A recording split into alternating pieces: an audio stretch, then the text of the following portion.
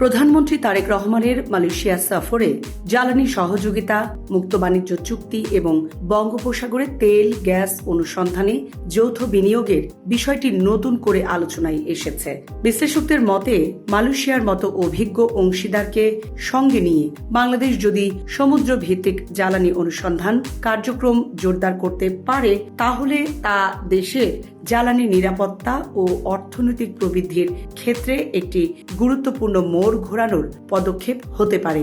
Premium commercial space is now for rent. Featuring ample parking and excellent accessibility, this 4,200 square foot space is ready. Elevate your business and call us today. বর্তমানে বাংলাদেশের অর্থনীতির অন্যতম বড় challenge জ্বালানি নিরাপত্তা। শিল্পায়নের প্রসার, বিদ্যুতের ক্রমবর্ধমান চাহিদা এবং আমদানি নির্ভর জ্বালানি ব্যবস্থার কারণে দেশের ওপর বাড়তি অর্থনৈতিক চাপ তৈরি হচ্ছে। বিশেষ করে দেশীয় গ্যাস উৎপাদন কমে যাওয়ায় ব্যয়বহুল তরলীকৃত প্রাকৃতিক গ্যাস বা এলএনজি আমদানির ওপর নির্ভরতা বেড়েছে, যা বৈদেশিক মুদ্রার রিজার্ভের ওপরও প্রভাব ফেলেছে। এই প্রেক্ষাপটে বঙ্গোপসাগরে তেল ও গ্যাস অনুসন্ধানকে ঘিরে নতুন আশার কথা বলছেন বিশেষজ্ঞরা। দীর্ঘদিন ধরে ভূতাত্ত্বিক গবেষণায় ইঙ্গিত পাওয়া যাচ্ছে যে বাংলাদেশের সামুদ্রিক এলাকায় উল্লেখযোগ্য পরিমাণ হাইড্রোকার্বন সম্পদ থাকতে পারে। বঙ্গোপসাগরের তলদেশে বিস্তৃত সেডিমেন্টারি বেসিন বা অবক্ষেপিত অববাহিকাগুলো তেল ও গ্যাস সঞ্চয়ের জন্য উপযোগী বলে বিবেচিত হয়। বাংলাদেশের একমাত্র উৎপাদনশীল অফশোর গ্যাস ক্ষেত্র সাঙ্গু গ্যাস ক্ষেত্র 1996 সালে আবিষ্কৃত হয়েছিল এবং দীর্ঘ সময় বাণিজ্যিকভাবে গ্যাস উৎপাদন করেছে। পরবর্তী সময়ে বিভিন্ন সিসমিক জরিপে সমুদ্রের একাধিক ব্লকে সম্ভাবনাময় ভূগর্ভস্থ কাঠামোর সন্ধান মিললেও এখনো বড় কোনো বাণিজ্যিক আবিষ্কার হয়নি। বিশেষজ্ঞদের মতে বাংলাদেশের সামুদ্রিক এলাকার ভূতাত্ত্বিক বৈশিষ্ট্যের সঙ্গে মিয়ানমারের রাখাইন অববাহিকা এবং ভারতের কৃষ্ণা গোদাবরী অববাহিকার অনেক মিল রয়েছে।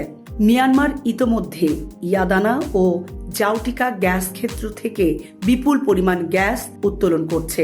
একইভাবে ভারতও সমুদ্রভিত্তিক তেল ও গ্যাস উৎপাদনের মাধ্যমে নিজেদের জ্বালানি নিরাপত্তা জোরদার করেছে।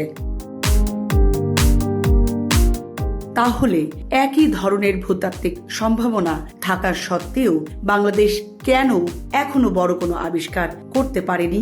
জ্বালানি বিশেষজ্ঞদের মতে এর পেছনে রয়েছে কয়েকটি প্রধান কারণ। গভীর সমুদ্রে অনুসন্ধান অত্যন্ত ব্যয়বহুল, পর্যাপ্ত অনুসন্ধান কূপ খনন করা হয়নি। পাশাপাশি দীর্ঘদিন বিনিয়োগ বান্ধব নীতির অভাব থাকায় আন্তর্জাতিক জ্বালানি কোম্পানিগুলোর আগ্রহ সীমিত ছিল। এখানেই গুরুত্বপূর্ণ হয়ে উঠছে মালয়েশিয়ার ভূমিকা। দেশটির রাষ্ট্রায়ত্ত জ্বালানি প্রতিষ্ঠান পেট্রোনাস বিশ্বের অন্যতম সফল তেল ও গ্যাস কোম্পানি হিসাবে পরিচিত। শুধু মালয়েশিয়ার জলসীমাই নয়, বিশ্বের বিভিন্ন অঞ্চলে গভীর সমুদ্রে তেল গ্যাস অনুসন্ধান ও উৎপাদনে প্রতিষ্ঠানটির ব্যাপক অভিজ্ঞতা রয়েছে। প্রধানমন্ত্রী তারেক রহমানের সফরে বাংলাদেশ ও মালয়েশিয়া জ্বালানি সহযোগিতা জোরদারে একমত হয়েছে। এলএনজি সরবরাহ, এলএনজি অবকাঠামো উন্নয়ন এবং পেট্রোলিয়াম খাতে সহযোগিতা বাড়ানোর পাশাপাশি বঙ্গোপসাগরে তেল গ্যাস অনুসন্ধানে মালয়েশিয়ার বিনিয়োগ আহ্বান জানানো হয়েছে। একই সঙ্গে কয়লা, চুনাপাথর এবং নবায়নযোগ্য জ্বালানি খাতেও মালয়েশিয়ার বিনিয়োগের প্রস্তাব দেওয়া হয়েছে।